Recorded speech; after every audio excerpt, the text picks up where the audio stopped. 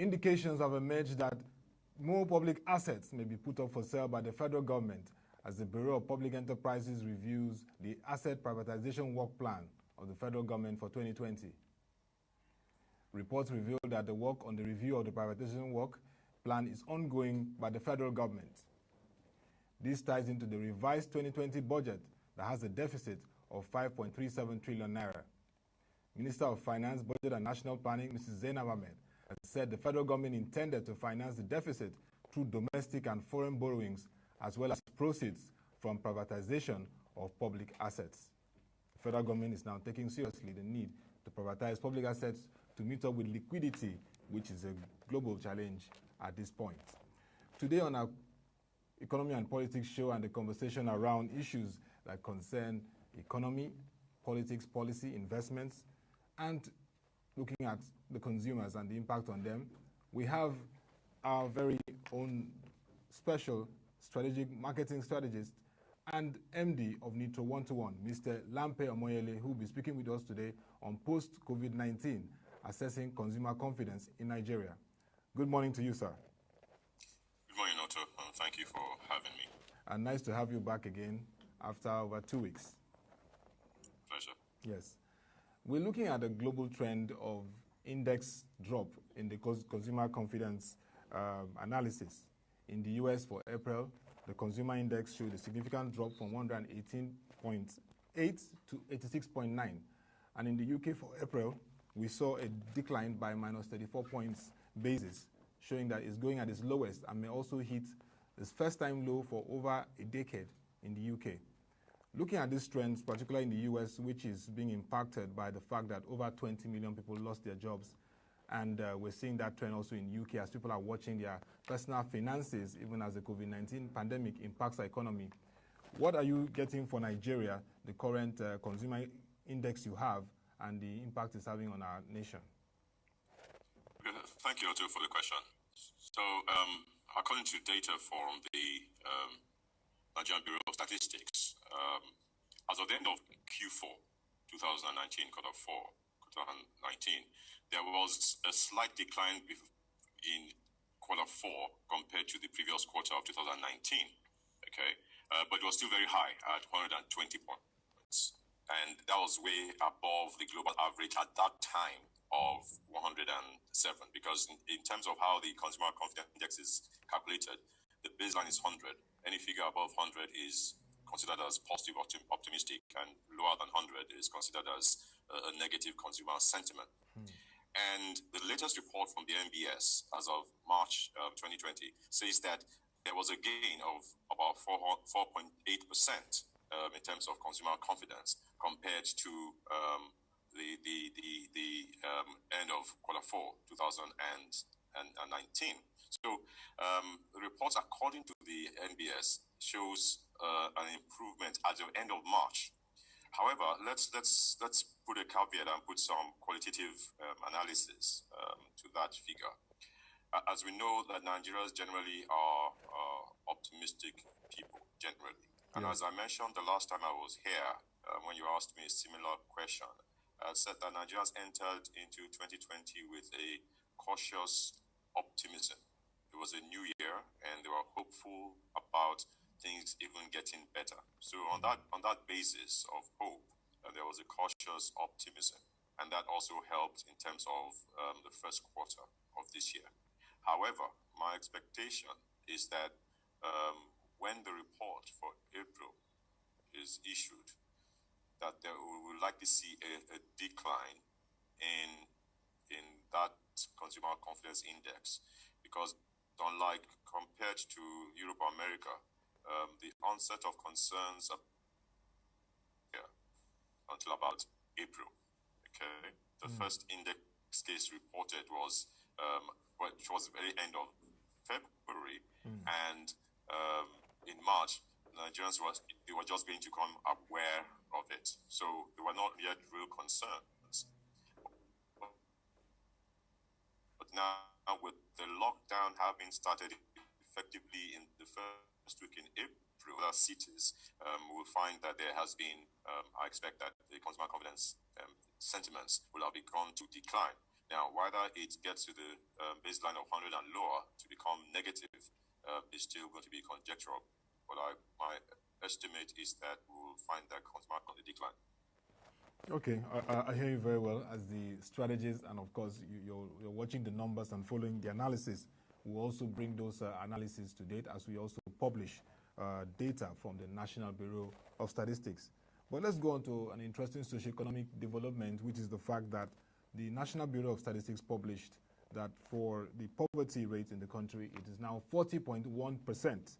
And that has huge implications for consumer behavior because now we have 82.9 million people living below the poverty line. How does that impact consumer behavior in a climate like Nigeria? So it does have impact in a number of ways. So first of all, let's even speak to those who are considered below the poverty line. It means that, first of all, they do not have sufficient money to take care of their basic needs. So accessing food, accessing basic health care, even moving around from a transportation cost perspective is being impacted. Okay, so there's an impact in terms of consumer spend even from that level. Now that also translates to those who may even have a certain level of income, because those who are below the poverty line will rely on those who at least have some level of income. And now we don't have any formal social security system in Nigeria. Our social security system is extended family, friends, support. So we will find that those below the poverty line will be relying upon those that have some level of income. So we will then find pressure on those people even more. Now, when you add that to the fact that we have increasing inflation in the country, you then have a situation where there's an increasing level of unemployment and underemployment. Add that to what has happened with COVID-19 and the restrictions in movements and the losses in jobs, you're going to find that increasingly, even for those who have jobs, there's going to be pressure. So there's an overall pressure on consumer disposable income, which therefore means spending is under pressure. And when spending is under pressure and the level of economic activity declines, we then run a risk of getting into a recession as a country. And this also shows that even with the rising income inequality, it's going to definitely erode the consumer confidence level in the country. No, certainly. So when people are not sure, essentially consumer confidence is a measure of how consumers feel about their financial situation, their propensity to want to spend money in the future. So if they become concerned that in reality right now they don't even have enough money to spend on basic needs, what then happens is that they will become even more concerned about the future. Now, with the increasing level the gap in terms of inequality, you then find that even puts a lot more pressure, and it leads to many other potential consequences, issues around insecurity and the likes. So definitely we will expect that the consumer confidence index in the months ahead are definitely going to be declining. Now the point will be, of course, from a measurement perspective, if it will decline to become negative, but I think right now it's definitely declining, and I would not be surprised if in the short months ahead it comes very close to baseline 100 or negative. And so it's therefore imperative that we have a robust social safety net system. We've seen palliatives, but we need to have that mechanism, that structure in place. And that's absolutely right. And that's the big challenge around the palliatives. How does it truly get across to the people who need the palliatives? How does it get across the country to those who need the palliatives, so that at least they can engage in some level of economic activity that enables them to get that basics. So it's food, it's transportation. And as we know, as they spend on food, it means that those who produce the food, the farmers, get some income. And as the farmers themselves get some income, it also enables those farmers to also be able to buy other items that they need, and that's the ripple effects that occur. So the palliatives are important if they can be well implemented to generate some level of economic activity. And let me also add, beyond the palliatives will also be, as we see government trying to ease the lockdown and still within the caution about the health and safety issues around COVID-19, will be how to ensure that different aspects of industry, economic activity is also enabled to begin to be active, so that some measure of economic activity can be kick-started. And just yesterday, the Vice President was speaking to the National Solidarity Support Initiative Plan, which is also trying to calibrate and also bring a coordinated approach to social intervention programs in the country. And you know that the informal sector is one that needs to be brought into the picture, into the mainstream. Most experts we've featured have talked about the need to formalize the informal sector. At this point, Mr. Lampe Omoyele, what would you be saying needs to be done with such initiatives that we are seeing from the presidency? So first of all, the ideas are laudable. As in, for most ideas, it's ultimately going to be about the implementation, the execution of the ideas. And now, so I think government at this time, with those ideas, need to therefore be able to put in place measures to ensure the excellent operationalization of those ideas. Put in place people who can truly execute with high level of integrity across the state. So identify those who truly need these interventions and execute excellently. This is the time right now where we need great implementation. It's not going to be enough to have the ideas. It's going to be about executing and ensuring that the objectives are achieved, and also putting in place monitoring schemes that will ensure that those ideas are being implemented and that the milestones are being measured, evaluated. So this calls for great project management on the part of government at this time, if we are going to see the kind of positive outcomes that we desire from these ideas. Yeah, very, very important, because these people need income. They are at the lowest, they are facing the challenges, daily wage income workers. So if we can get that right, it will go a long way in impacting even their purchasing power, which is important for consumer confidence. But how are brands and companies responding to the challenging macroeconomic environment that we're seeing, particularly now that the impact of COVID-19 pandemic is also setting in?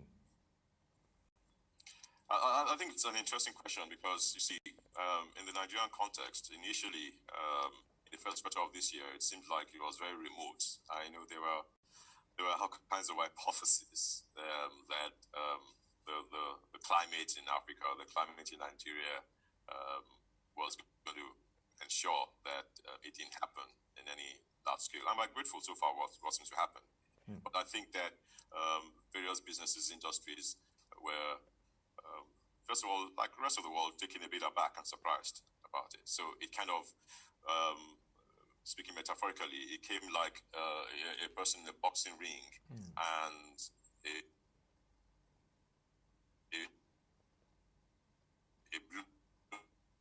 came out.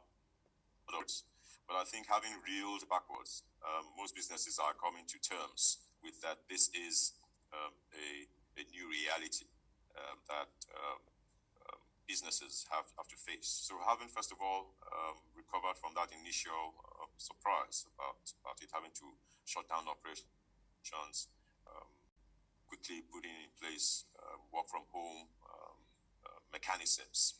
A number of businesses are responding in different ways. And the response of businesses is also contingent in terms of the industry.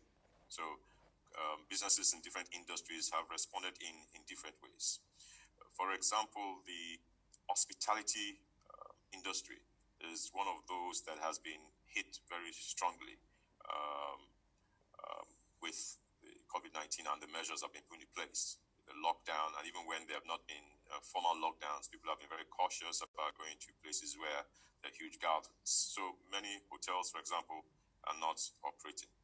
Now, what some of those hotels, for example, have done is to look at some measure of diversification, trying to look at issues around food deliveries for people, because people are generally at home and they can't come to the hotel. So people have tried to look at food deliveries.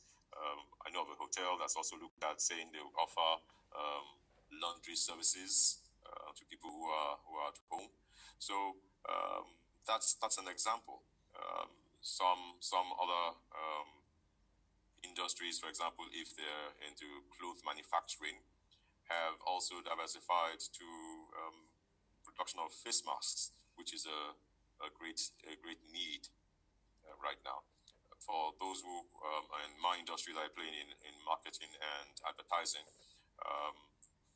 some of the things we've done is ensure that we remain engaged with clients and try to look at how we can be solution providers for the clients within this period when they themselves are very, very challenged. So various businesses have responded in different ways depending on the industry. I think that my essential take would be that businesses need to, at this time, be empathizing with their target customers or consumers and trying to see how they can offer things that are of benefit. So, for example, manufacturers that maybe play in FMCG would have a huge challenge because consumers cannot go to the open market as before. They're going to supermarkets, even that movements can be restricted in some of the cities. So this is a time to begin to look at how can they look at e-commerce, for example, as a basis, or trying to look at delivering to consumers in home. So there are various ways in which businesses are beginning to respond, and we'll need to continue to evaluate this in the months ahead. Now, when we look at the issues that, like you raised last time, you talked about the need for companies to be empathetic to consumers and even customers. And I guess you also involved in advice for engaging them in marketing and strategy. And in this period, we're looking at innovative ways like loyalty promos, like discounts and all that. We're not seeing much of that from some major sectors. Could it be still the challenge of trying to manage their revenue base and margins and also be sustainable this period? As I said, I think especially this onset on COVID in Nigeria is really maybe two full months. I would say not even 2 full months yet. Mm-hmm. It's probably about 6 weeks that the realities have come. I think the first reaction of most businesses was to say, look, this has hit us. How do we first of all safeguard our base from a profit perspective? So because first of all, revenues were immediately hit. And when revenues are hit, the next thing you want to look at is look at your costs and look at how you manage bottom line profits. I think that was, first of all, the reaction of most businesses, right? To first of all, ensure that they can continue in business. And having done that, clearly any business at the moment that is not now engaging with their target customers needs to be doing that in a very, very positive way. I was saying to someone the other day, for example, the banking industry, this is time to be empathetic with customers. How are you, for example, supporting SMEs, or supporting those who may have facilities at this time, and empathizing with them, because we will go through this, and essentially the level of loyalty will be how you've been empathetic to customers. So that's the banks as an example. If you happen to be a consultant, this is a time to be engaging with those clients and looking at what their challenges are and seeking to provide solutions to that. They may also require you to look at discounts in terms of the kind of offers, fees that are being offered. So there are different ways, but I think really what any business owner right now must be seeking to do is, one, safeguard that your business can continue through this. So survival first, mode, first of all, see how, as much as possible, people don't lose their jobs, difficult as it is, and then also begin engaging with your customers, your clients, and the solution providers for them. And clearly, there will be levels of quote-unquote giveaways, trade-offs, maybe in terms of discounts, fees, loyalty programs that can ensure that businesses continue through this process.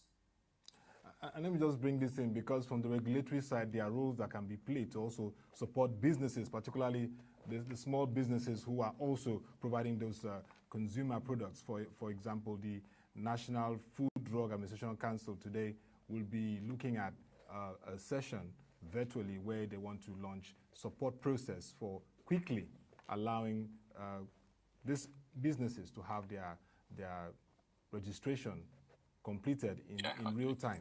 That yes, is an absolutely. initiative that helps to really drive Absolutely. processes for businesses. Shouldn't we be seeing much of this from other regulators to help these businesses in this time so that they can also support the consumers by giving them quality service and products this time? No, absolutely. One of the things that this government has been speaking a lot about is promoting the ease of business.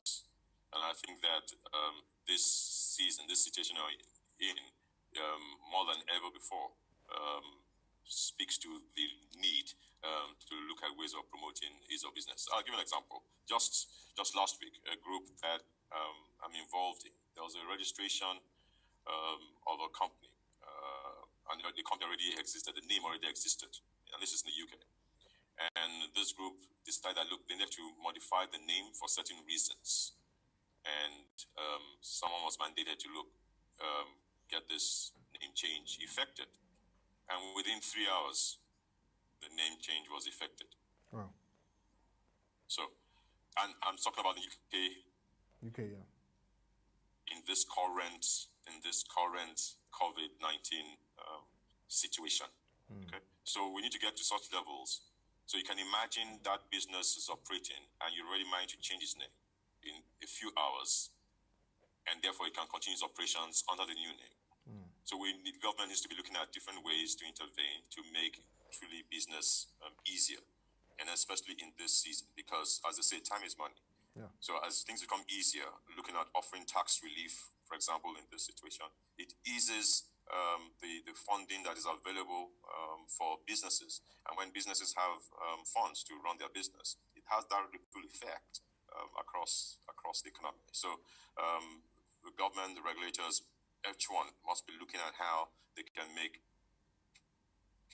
doing business easier, particularly in this season. And this gives us a real opportunity. Yes, big opportunity, and nice to hear how UK is doing it, and definitely Nigeria must be challenged to really get to that level of ease of doing business.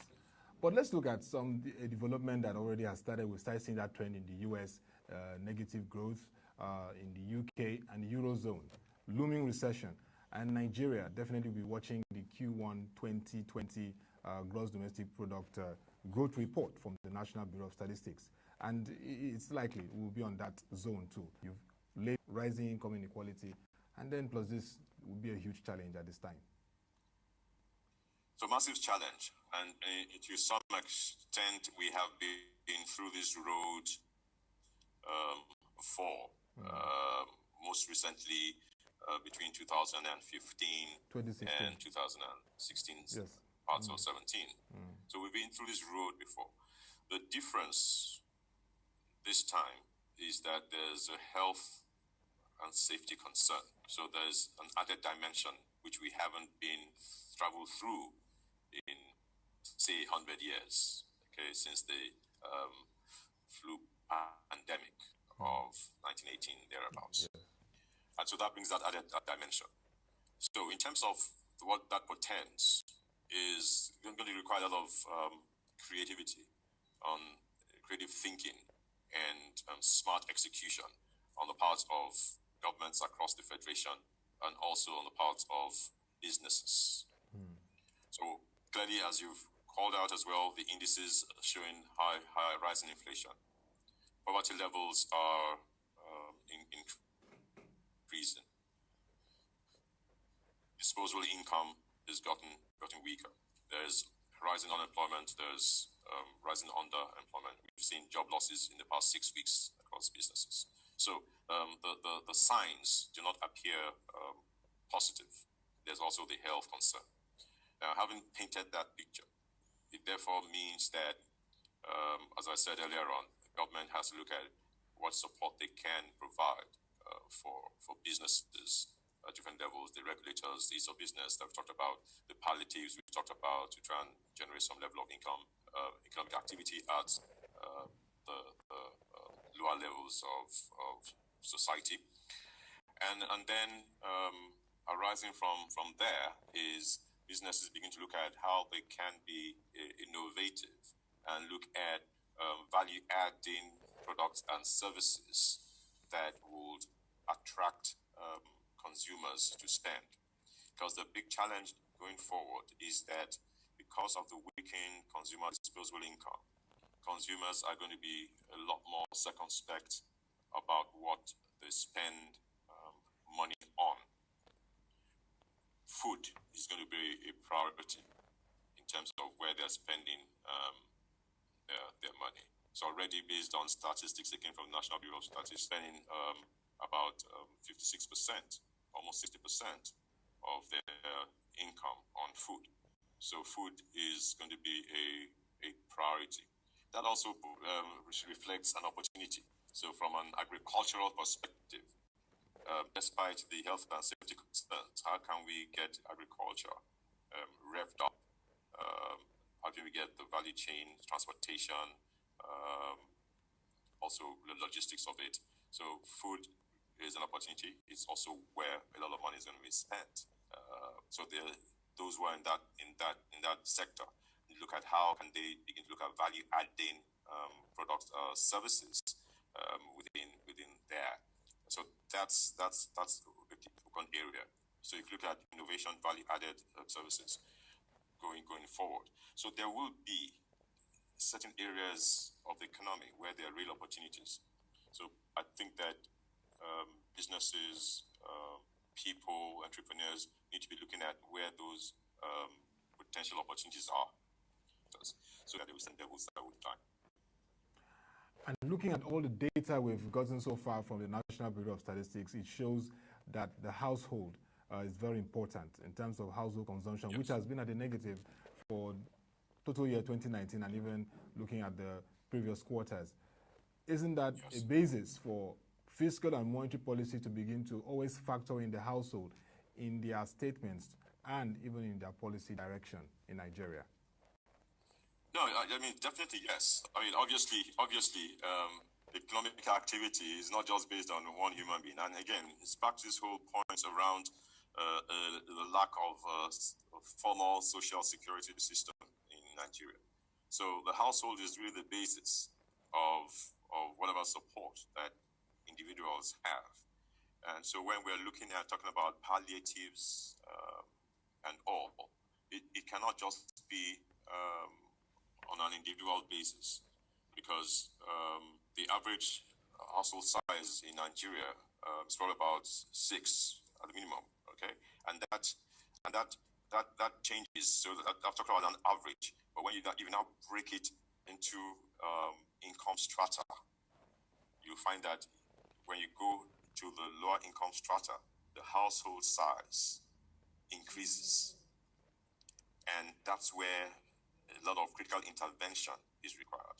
So when we're going about the palliatives, the issue is how systematic is the analysis and the distribution.